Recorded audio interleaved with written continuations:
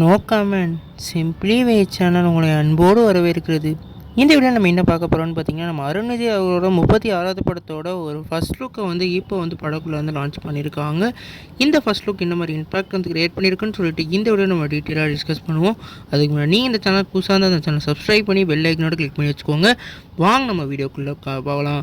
நம்ம திருக்குமரன் டைரக்ஷனில் நம்ம அருண் விஜய் ஒரு புதிய படத்தில் சைன் பண்ணியிருக்காரு.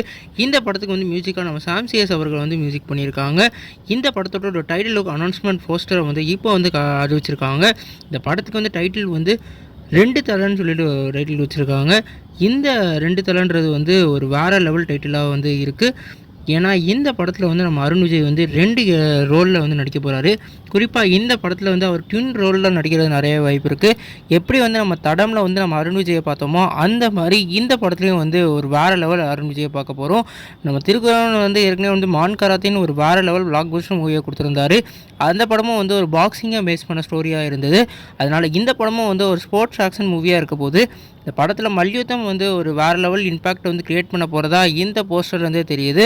குறிப்பாக 2 பேருக்கும் அண்ணன் தம்பிக்கு இடையே அந்த சண்டையை இந்த படத்தில் எப்படி கொண்டு வர போகிறாங்கன்னு நம்ம வெயிட் பண்ணி தான் பார்க்கணும். நம்ம அருண் விஜய்க்கு போன படமான மிஷன் சாப்டர் 1 வேறு லெவல் ஷிட்டு.